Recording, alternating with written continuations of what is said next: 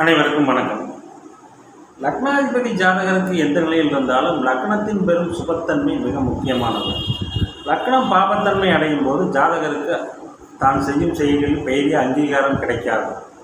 ஜாதகர் போராடுவார், ஆனால் வெற்றி வாய்ப்பு என்பது அவயோக தசைகள் நடக்கும்போது கண்டிப்பாக காணல் நீராகவே இருக்கும். எனவே லக்னத்தோடு சுபர்கள் தொடர்பு கொள்வது எந்த வகையிலும் நல்ல அமைப்பாகும். லக்னாதிபதி கெட்டிருந்தால் கூட பரவாயில்லை, ஆனால் லக்னத்தின் சுபத்துவம் என்பது மிக மிக முக்கியமானது. லக்னம் பாபத்துவம் அடைந்த நிலையில் ஜாதகர் குறிப்பிட்ட வயது வரை பிரகாசிக்க இயலாது. அதாவது ஜாதகர் டேலண்டாக இருப்பார், சமூக சேவகராக இருப்பார், என்ன வேணாலும் அவர் இருக்கலாம். ஆனால் அவருடைய செயல்களுக்கு ஏற்ற அங்கீகாரம் லக்னம் பாபத்துவம் அடையில் அவயோக தசைகள் நடக்கும்போது கண்டிப்பாக அந்த ஜாதகருக்கு கிடைக்காது. அப்படிப்பட்ட ஒரு ஜாதகத்தை இந்த உதாரண வீடியோவில் பார்க்கலாம். இந்த ஜாதகர் பிறந்தது பார்த்தீங்கன்னா 25/3/1926 6:22 PM அவர்கள் பிறந்திருக்கார். கன்னி லக்னம், மகர ராசி, திருவோண நட்சத்திரம்.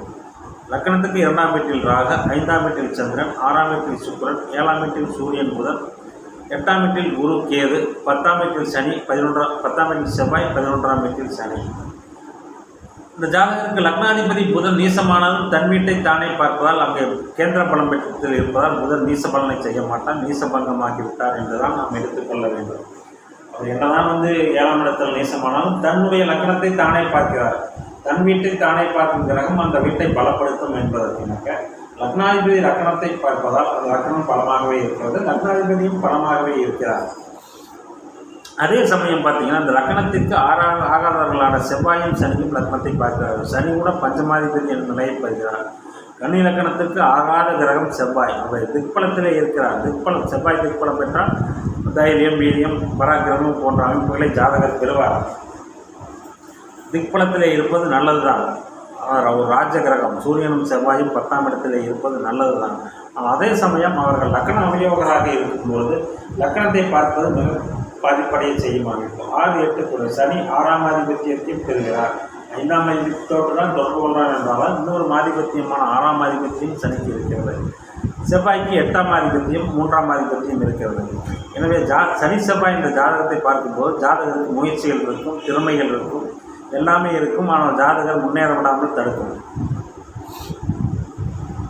லக்னம் மிகுந்த பாபத்துவம் அடைகிறது. சனி செவ்வாய் போன்ற இருள் கிரகங்களின் பார்வையில் லக்னம் இருக்கிறது. அதுவும் கெட்ட ஆதிபத்தியம் பெறுகிற செவ்வாய். சனியும் கூட ஒரு வகையில் 6ஆம் ஆதிபத்திற்கு அதிபதியாக அவர்தான். ஆனால் 5ஆம் வீட்டோடு தொடர்பு கொள்வதால் ஓரளவு தனது பார்வையால் கெடுபலன்களை சற்று குறைத்து செய்வார். அதே ரிஷப துருவ லக்னத்திற்கு சனியின் பார்வை ராஜயோக பார்வை என்பதை நான் ஏற்கனவே நிறைய வீடியோவில் கூறியிருக்கிறேன். சரிங்களா? இந்த அமைப்பில் இந்த ஜாதகர் பிறந்தது சந்திரதசை. சனி பார்த்த சந்திரதசை. அடுத்தது செவ்வாய் திசை. கன்னி லக்னத்துக்கு வரவே கூடாத செவ்வாய் திசை. அடுத்தது ராகு திசை. சுக்கிரன் வீட்டில் அமர்ந்தாலும் குருவின் மாரகாதிபதியின் பார்வையை பெற்ற ராகு திசை. அதாவது பாதகம், மாரகம் போன்ற விஷயங்கள் ஏற்படுத்தியிருக்கிறது. ஆனால் அதே சமயம் இந்த ராகு திசை இருக்கும் இறுதிப்பகுதியில் தான் இந்த ஜாதகருக்கு திருமணம், புத்திரபாக்கியம் போன்ற விஷயங்கள் நடந்தன. அதே சமயம் இந்த ஜாதகருக்கு அரசியலில் ஆர்வம் அதிகம். ஏனென்றால் சிம்மத்தை தனி சுக்கிரன் பார்க்கிறோம், சூரியன் கேந்திர பலத்திலிருந்து லக்னத்தை பார்க்கிறோம். மக்கள் தொடர்பு கிரகமான சனி சந்திரன் பார்வையில் வர்க்கோத்தம நிலையிலும் பரிவர்த்தனையும் அடைந்திருப்பது இந்த ஜாதகருக்கு, அதாவது கீழ்த்தட்ட மக்களுக்கு உதவி செய்ய வேண்டும் என்ற எண்ணம் போன்ற எண்ணங்கள் இருக்கும். இந்த அமைப்பில் தற்பொழுதுதான் இந்த ஜாதகருக்கு சனி திசை வந்திருக்கிறது. சனி திசை முதற்கொண்டு இந்த ஜாதகருக்கு வாழ்க்கையில் நல்ல முன்னேற்றங்கள் இருக்கும். சனி தனது காரகத்துவத்தின் வழியாக ஆதிபத்தியத்தின் வழியாக தனது காரகத்துவங்கள் வழியே நல்ல பலன்களை ஜாதகருக்கு செய்வார். ஏனென்றால் அவர் வர்க்கோத்தம நிலையில் இருக்கிறார், சந்திரனுடன் பரிவர்த்தனையாக இருக்கிறார், சந்திரனின் பார்வையிலும் இருக்கிறார். அப்படி ஒன்றும் பெருசாக அமாவாசை சந்திரன் சொல்கிற அளவுக்கு இல்லை. 5-11 குடையர்கள் பரிவர்த்தனை, அதாவது அந்த லக்னத்தில் பஞ்சமாதிபதியும் 11ஆம் லாபாதிபதியும் பரிவர்த்தனை அடைந்திருக்கிறார்கள். சனி லாபஸ்தானத்திலேயே இருக்கிறார்.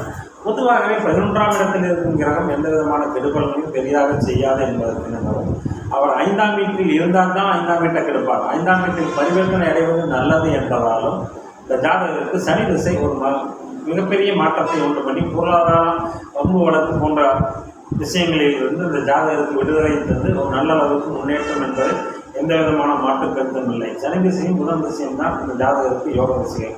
பிறந்ததிலிருந்தே சனி, புதன், சுக்கிரன் திசைகள் வந்திருந்தால் இந்த ஜாதகர் ஓரளவு நன்றாக முன்னேறி இருப்பார். என்னதான் லக்னாதிபதி பாபத்துவமாக இருந்தாலும் ஓரளவாக முன்னேறி இருப்பார். பிரச்சனைகள் இல்லாமல் இருந்திருக்கும். இங்கே சுக்கிரன் 6இல் மறைந்தாலும் அவர் கொண்டும் 6ஆம் இடம் என்றும் அரைஸ்தானம் கிடையாது. அதே சுக்கிரன் 6ல் மறைந்து சூரியன் நீச புதனுடன் இணைவது தந்தையாருக்கு ஆகாத நிலை. எனவே என்னுடைய தந்தையார் குரு திசையிலேயே இந்த ஜாதகனுடைய தந்தையார் இறந்து இருக்கிறார். அடுத்ததாக வந்து இப்போ தான் சனி திசை ஆரம்பிச்சிருக்கு. இந்த சனி திசை இந்த ஜாதகம் பார்த்திங்கன்னா, அதாவது புதனின் காரகமான பிஸ்னஸ் மேனேஜ்மெண்ட்டும் படிச்சிருக்கார், சனியின் காரகமான வக்கீல் தொழில் வக்கீலும் படிச்சிருக்கார். 2 நல்ல படிப்புகளை படித்திருக்கிறார். ஆனால் வாழ்க்கையில் பார்த்தீங்கன்னா இது ஒரு நாள் வரைக்கும் அவை கஷ்டங்களை தன்மையை திசையிலே நடந்து கொண்டு போதாக்குறைக்கு லக்னம் பாவத்துவம் அடைந்ததால் கூடுதல் கஷ்டப்பட்டு இந்த ஜாதகம் வாழ்ந்து கொண்டிருக்கிறார். ஆனால் இனிமேல் ஓரளவுக்கு நல்ல பலன் நடக்கும் என்பதற்கு இந்த சனி திசை பரிவர்த்தனையான வற்புறுத்தமான சந்தனையும் பார்வையை பெற்ற இந்த சனி திசையும் 6ஆம் வீட்டுக்கு காரியம் அடைந்திருக்கார். எனவே கடனை தரமாட்டார். சனி திசையும் அடுத்து வருகின்ற லக்னாதிபதி புதன் திசையும் இந்த ஜாதகங்களை ஓரளவுக்கு முன்னேற்றம் என்று எந்த விதமான மாற்று கருத்தும் இல்லை. நன்றி, வணக்கம்.